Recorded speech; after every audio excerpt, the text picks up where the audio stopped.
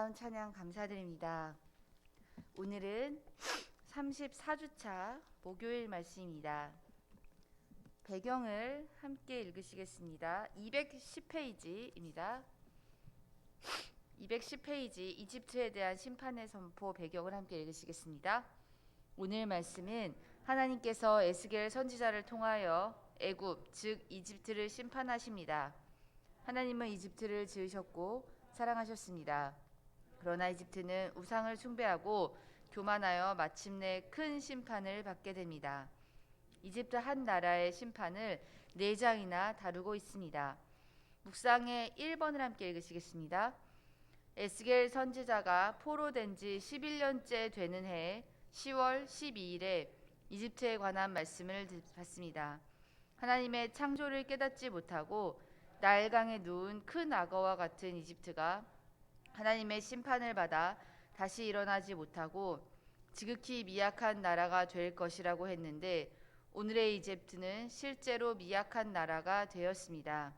선포된 말씀이 실현된다는 것을 믿으십니까? 2번을 함께 읽으시겠습니다. 3절에 보면 아수르 사람은 레바논의 백향목이 되었다고 했는데 왜 이집트에 대한 말씀 중 아수르가 나올까 이해가 안 됩니다. 아수르 사람은 삼나무를 가리키고 이 삼나무가 너무 크고 아름다워 유명한 레바논의 백향목 같다. 그리고 바로 레바논의 백향목 같은 이집트가 심판을 받을 것이라는 것입니다. 3번을 또 연속해서 읽으시겠습니다.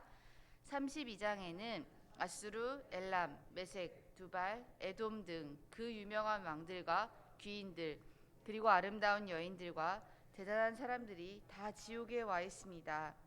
이런 사람들 틈에 이집트 왕 바로도 함께하게 되어 위안이 된다는 것입니다. 그렇습니다. 세상적으로 보면 대단하지만 영원한 불못에 간다면 그 대단함이 무슨 소용이 있을까요? 29장부터 이어지는 총 4개의 장에는 하나님께서 애굽 즉 이집트를 심판하시는 내용이 담겨 있습니다.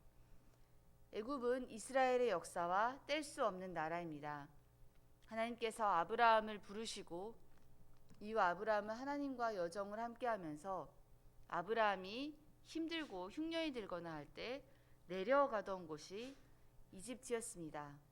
성경에서는 점점 내려가더라 라는 표현은 하나님께서 지명하여 주신 땅에서 점점 멀어져 간다라는 것을 의미한다고 성경학자들은 말하고 있습니다. 즉 이집트로 하나님께서 이집트로 가라고 물론 명령하신 적도 있습니다. 야곱이 그의 자녀들과 함께 이후 이집트로 가서 살기 시작했을 때는 하나님께서 명하신 것이었고요. 이후 식량이 부족할 때 애굽에 내려가라고 한 것도 하나님께서 명하신 것이었습니다. 그러나 그러한 경우가 아니라 자기가 먼저 자발적으로 점점 동편으로 내려가더라라는 표현은 말 그대로 하나님으로부터 멀어지더라의 표현이었습니다. 그래서 이스라엘은 힘들 때 특히 자연재해가 와서 식량이 없을 때 이렇게 이집트로 내려갔습니다. 하나님께서 거하라고 하신 땅이 아닌 식량을 찾아간 것이지요. 이후 이스라엘은 힘든 일이 있을 때마다 이집트를 의지하였습니다. 남유다의 여러 왕들도 전쟁이 날 때마다 하나님께 묻고 기도하기 전에 애굽 왕에게 먼저 도움을 요청하였습니다. 그래서 오늘 읽으신 본문 중에 29장 6절에 보면 애굽은 본래 이스라엘 족속에게 갈대 지팡이라. 지팡이는 주로 성경에서 내가 믿고 의지하는 대상으로 표현되는 경우가 많습니다. 당시 이스라엘은 유목민이었기 때문에 목자에게 지팡이는 정말 중요한 것이었습니다. 이 지팡이는 이렇게 짚고 다니면서 양을 관리하고 이렇게 오는 나쁜 동물도 이렇게 치고요. 지팡이는 어떤 지도권의 상징이자 굉장히 내가 의지하는 대상입니다. 이스라엘의 지팡이는 하나님이어야 하는데 이스라엘의 지팡이는 이 이집트의 애굽의 갈대 지팡이라고 하였습니다. 즉 갈대는 힘이 없습니다. 또한 애굽의 나일 강가에 갈대가 되게 많았다고 합니다. 갈대는 이집트를 상징하는 거고 또 동시에 힘없는 바람만 불면 그 흔들리는 갈대를 이스라엘은 의지하였습니다. 또한 오늘 저희가 읽은 본문에 두 번이나 나오는 말씀이 있습니다. 3절과 9절에 나오는데요. 제가 읽겠습니다. 스스로 이르기를 나의 이 강은 내 것이라 내가 나를 위하여 만들었다 하는도다. 이는 하나님께서 에스겔에게 주신 말씀인데 이집트 사람들이 이렇게 말한다고 하나님께서 에스겔에게 말하고 있습니다. 즉 에스겔아, 이집트 사람들이 이렇게 말을 한다. 이 나일 강 내 거야. 내가 만들었어. 9절에 한 번 더 나옵니다. 스스로 이르기를 이 강은 내 것이라 내가 만들었다 하도다. 성경에서 웬만하면 이렇게 두 번 똑같은 말씀이 나오는 경우가 적은데요. 저희 교수님이 예전에 그런 말씀을 하셨습니다. 여러분들도 뭔가 강조할 때 두 번, 세 번 계속 말하죠. 성경도 맞습니다. 강조하고 싶은 것이 있으면 짧은 간격을 두고 두 번을 말씀하신다고 합니다. 하나님께서 지적하신 애굽의 죄악은 바로 이거였습니다. 이 강은 내 거다. 내가 만들었다. 입니다.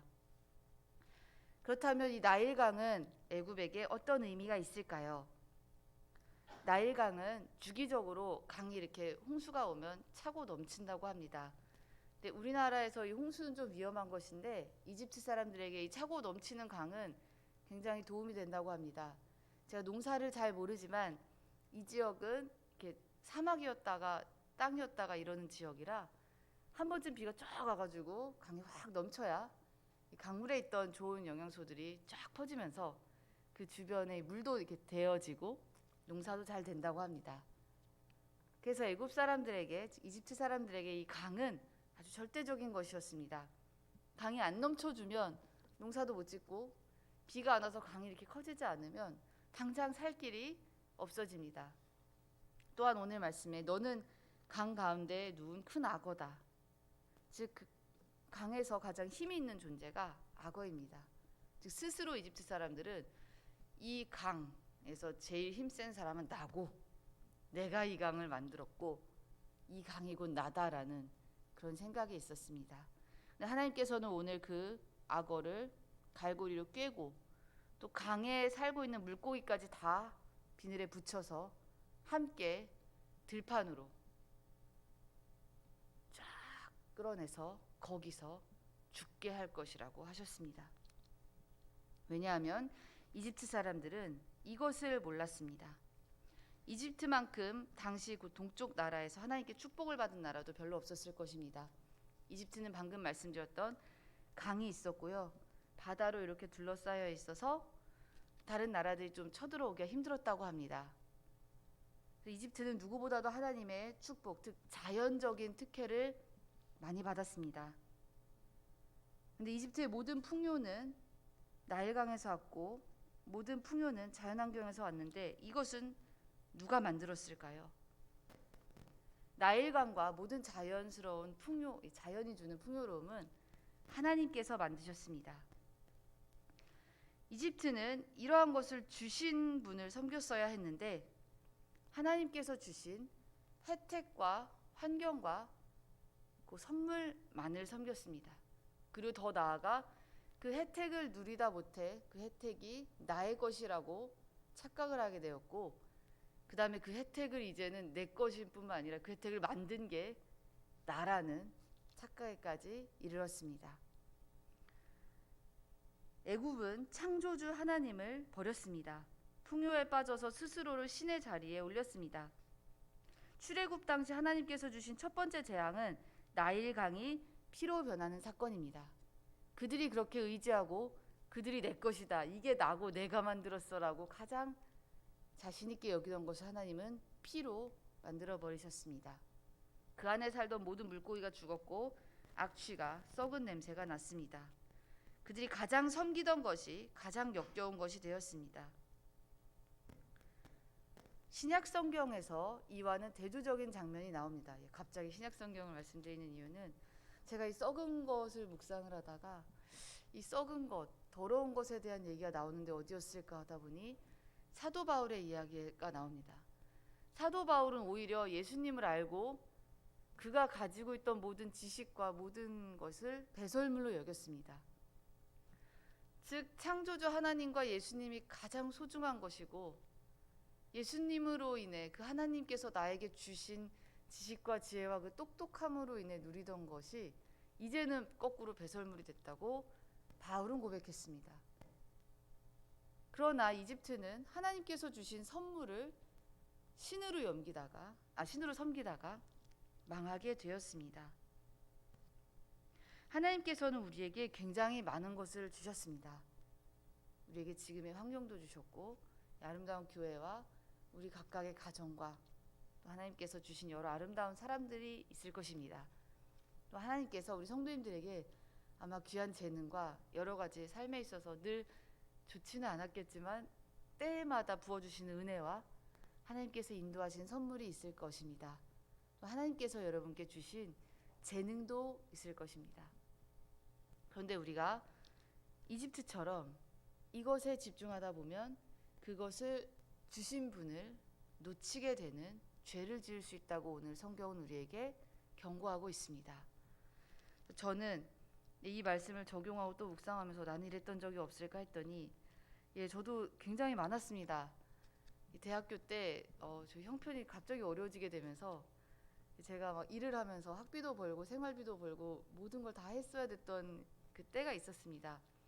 너무 힘들었습니다. 공부하고 지금처럼 이제 아이들을 가르치는 일을 했는데요. 밤 12시까지 일을 하다가 자다가 또 일어나서 또 학교 가고. 근데 그 생활 속에서 하나님께서 저에게 은혜를 내려주셔서 학비도 모으고 생활비도 모으고 할 수 있었습니다. 근데 이제 거기서 멈췄어야 됐는데 제가 그것에 너무 빠져서 학업을 약간 좀 등한시하기 시작했고 여러 가지 섬기는 일을 좀 등한시하기 시작했습니다. 근데 그 가운데 더 무서웠던 일은 그렇게 내가 약간 어느 정도는 하나님을 조금 멀리해도 일이 너무 잘 됐습니다. 돈도 대학생이 버는 것 이상으로 좀 많이 벌었고요. 근데 어느 순간 제가 이제 일이 끝나고 집에 왔는데 무언가 망치로 제 마음을 치는 것 같은 공허한 마음이 확 몰려오면서 그때는 이제 계좌이체가 막 엄청 옛날도 아닌데 이렇게 말씀드리면 죄송한데요. 네. 그때는 계좌이체가 아닌 부모님들이 이렇게 봉투로 주시던 때였습니다. 이제 과외비 봉투가 많지 않았어요. 뭐 한 명당 뭐 10만 원, 뭐 15만 원, 20만 원인데 책상 한쪽에 이렇게 봉투가 착 쌓여 있는 걸 제가 보는데 그거를 미처 이렇게 좋은 일에 쓰지도 않고 그렇다고 뭐 저를 위해 쓰지도 않고 이것만 쌓여 가는데 저는 정말 죄송합니다만 미친 듯이 막 그걸 막 보는 제 모습을 제가 약간 이렇게 저를 보듯이 봤습니다. 아, 내가 미쳤구나. 하얀 봉투에 미쳤구나를 깨닫고 이게 하나님께서 나에게 불쌍한 나에게 학비로 하라고 주신 축복을 내가 이제 여기에 미쳤구나를 그때 알았습니다. 그때 그 경험이 지금 많이 크게 남아 있어서 지금 저희 부부는 이렇게 주중에 일하고 주말에 목회를 하는데 지금 주중에 일을 어느 정도 조절할 수 있는 이유는 약간 이제 마음이 이제 애들도 크고 하는데 좀 해야 되지 않을까 싶을 때마다 그때 그 기억이 납니다. 한 구석에 쌓여가던 그거에 미쳤던 저의 얼굴이 이렇게 떠오릅니다. 다행이에요. 하나님께서 그때마다 떠오르게 해주셔서. 그래서 그거에 미치다기보다는 그걸 주신 하나님께 나를 헌신해야겠다라는 생각이 다행히 아직 남아있고 그 다음에 하나님께서 앞으로도 저에게 큰 돈을 안 주실 것 같습니다. 제가 관리할 능력이 없어서요. 은혜와 축복이 나쁜 것이 아닙니다. 나일강은 축복이었고 바다로 둘러싸인 땅은 너무나도 축복이었습니다. 하나님께서 여러분에게 주신 재능과 환경도 아마 축복일 것입니다. 그러나 그 축복의 눈을 뺏기고 마음을 뺏기다 보면 축복을 주신 우리 삶에 이 온 우주의 주인인 하나님을 놓칠 수 있습니다. 그렇게 되면 오히려 그 축복 가운데 갈고리로 꿰쳐나와 들판에서 공중의 새의 먹이가 될 것이라고 하나님은 무서운 말씀을 하고 있습니다. 무서운 말씀이 아닌 오히려 죄로부터 멀어지라는 하나님의 은혜의 부르심일 것입니다. 그리하여 여기 오신 많은 성도님들은 이러한 시행착오를 안 하실 것입니다. 우리 두 학생은 앞으로 100년 이상 살아가실 텐데요. 요즘 이제 기대 수명이 120으로 늘었으니까 우리도 학생은 100년 이상 살아가시면서 절대 하나님만을 우선으로 두고 하나님께서 주신 것은 둘째, 셋째, 넷째로 두는 우리 모두의 삶이 되기를 간절히 축복합니다. 그리하여 우리가 하나님만을 따르고 하나님이 주시는 것 안에서 자족하고 감사하며 하루를 살아가는 우리 교회와 우리의 삶이 되기를 간절히 바랍니다. 함께 기도하겠습니다. 하나님 감사합니다. 이 강은 나의 것이라 내가 만들었다라고 교만하는 이집트가 아닌 오히려 나의 모든 것은 하나님께서 주신 이 풍요는 오히려 배설물이고 하나님을 아는 것이 가장 고상한 지식이다라고 고백한 사도 바울처럼 우리가 하나님만을 기뻐하며 하나님만을 따르는 우리의 삶이 될 수 있도록 도와주시옵소서. 때에 따라 주시는 은혜를 감사하며 때에 따라 주시는 시간과 환경을 감사하는 우리가 될 수 있도록 도와주시옵소서. 여러 가지를 위해 함께 또 기도하는 우리가 될 수 있도록 도와주시옵소서. 감사드리며 예수님의 이름으로 기도합니다. 아멘. 주기도문 하시고 우리 나라와 교회와 또 휴가 중이신 목사님 가정과 또 우리 각자의 가정을 위해 함께 기도하겠습니다.